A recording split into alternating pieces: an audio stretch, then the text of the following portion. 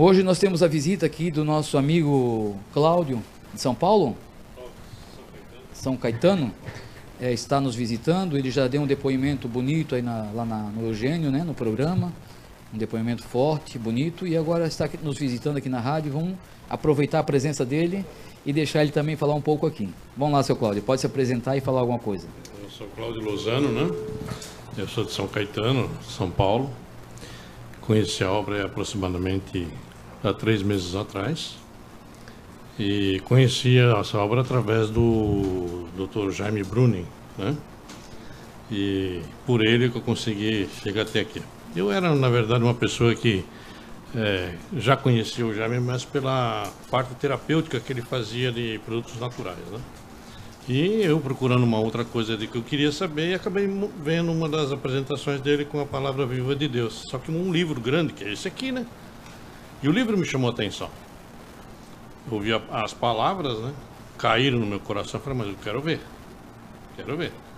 Aí eu comecei, quero saber onde que é e eu quero ver esse livro. E procurei, e acabei achando o telefone e pedia o livro, né? Enquanto não vinha o livro, eu comecei a escutar o profeta falando, né? E a gente, quando tem sede, o que acontece? A gente vira aqui uma esponja, né? Esponja seca quer ser molhada, né? Com todas as coisas, né? Então eu fui aprendendo já muitas coisas pelo que ele fala. E eu percebi realmente que aquilo que ele falava era Nosso Senhor falando, né? E até comentei numa das apresentações que Nosso Senhor fala, as minhas ovelhas conhecem o seu pastor, né? Então a gente começa a entender que o que ele fala entra com muita facilidade, né? E uma das coisas que eu até comentei, a dureza dele falando sobre aqueles que dirigem e a doçura para aqueles que realmente têm um pouco de arrependimento e vem para cá, traz de volta, vem para cá. Essa doçura, né? Me colocava em contraste. Por quê? Porque dentro da minha cultura que eu aprendi, é um negócio meio ditador. Até comentei com o Alex essa vivência, esse aprendizado que a gente teve, né? E isto me colocava em xeque, né? E essa doçura aqui me fazia falar, não, peraí, tem coisa melhor aqui, né? Então, sempre chequei, eu sou uma pessoa sempre desconfiada, e vim aqui para conhecer, inclusive, as pessoas que estão envolvidas, né? Eu sei que hoje vocês estão fazendo como os apóstolos. Aqueles que conviveram com Jesus, falam de Jesus, que tem propriedade para falar como Jesus. E vocês, como filho do profeta, podem falar com propriedade aquilo que vocês aprenderam do profeta, né? Isso é importante. E eu, inclusive, convivi com o Alex uns dias aí atrás e pude, assim, perceber o próprio profeta na característica de conversa dele, naquilo que ele faz, como ele faz. Inclusive, nós fomos visitar uma pessoa que estava doente, eu esqueci o nome dela. Lembra? A Sônia. E o Alex, ao colocar a mão em oração, eu percebi como se fosse o próprio profeta fazendo a oração, como você acabou de dizer, que ele é uma pessoa que faz a oração em silêncio. E eu percebi exatamente isso nele, né? Então, é uma das características disso que veio conversando, a gente veio cair justamente nesse momento, né? Então, estamos aqui, eu entendi muito bem a obra e realmente isso está me fazendo muito bem. E recomendo para todas as pessoas que estiverem nos assistindo, né, que realmente sejam tocadas também. Por quê? Porque essa palavra aqui é de Jesus falando, e um profeta que na verdade sofreu por isto. Ele sofreu na carne para poder oferecer tudo isso para nós.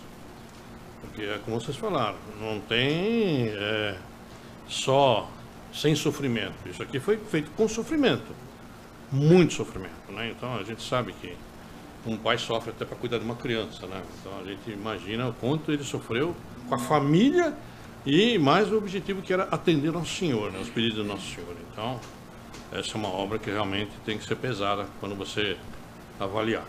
Então a Palavra Viva de Deus realmente ela já tocou no meu coração e estamos aqui. Gostaria que vocês também caminhassem e tocassem também o coração de vocês. Obrigado, seu Cláudio. Só deixa eu dar uma afirmada aqui do que eu falei para o Cláudio. Eu falei assim, acho que falei umas 2, 3 vezes para ti, né, Cláudio?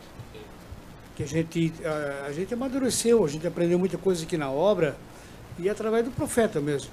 Então eu falei para o Cláudio, Zeca, como a gente já está calejado de ver certas situações de pessoas que conheceram a obra e fizeram uma avaliação errada da obra.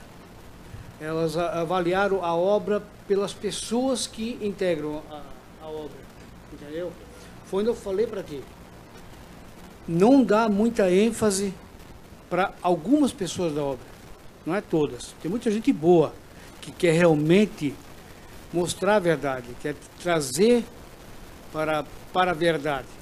Mas tem muita gente que deturba as mensagens, o que o profeta fazia.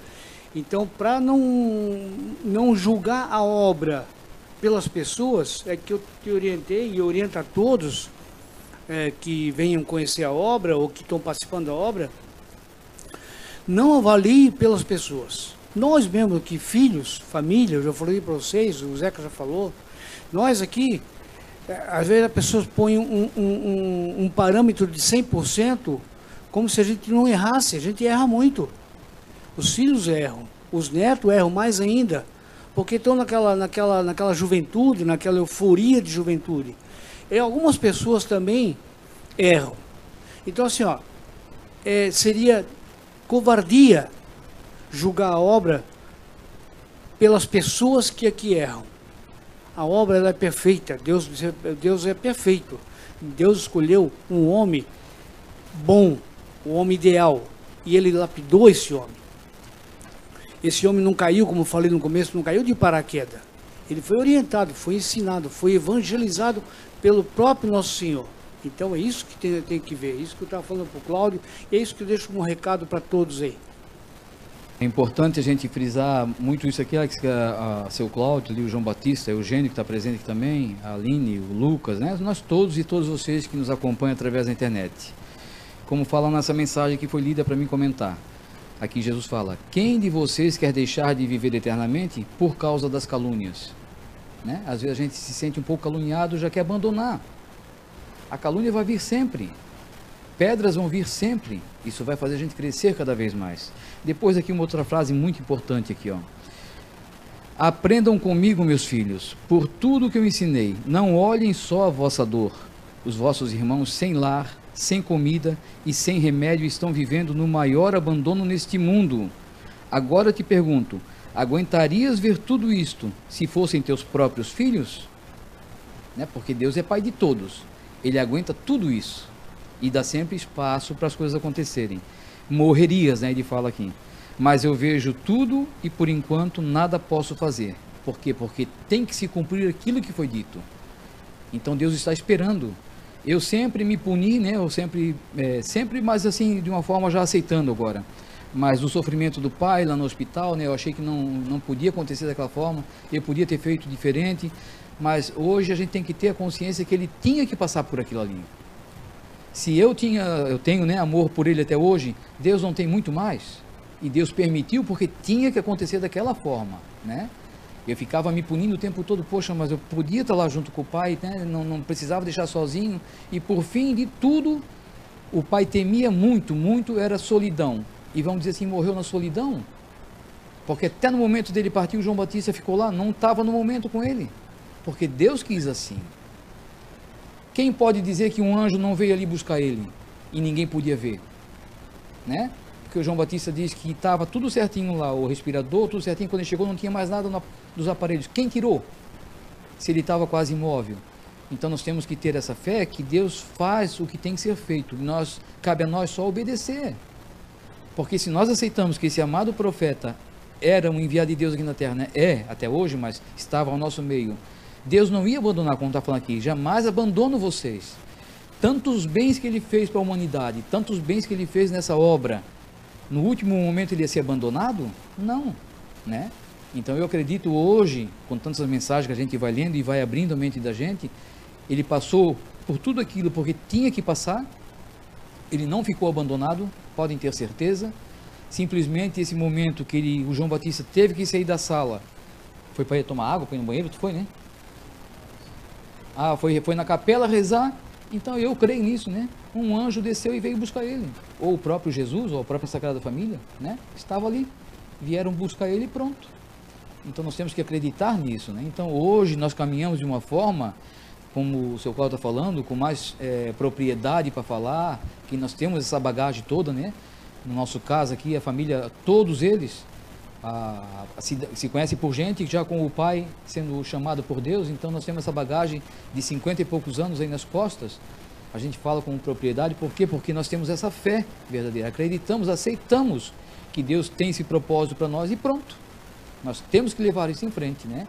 Aceitando as críticas, falem quem quiser falar, tente derrubar quem quiser tentar derrubar, mas nós cremos que a obra vai ficar em pé e pronto, nós vamos levar isso à frente.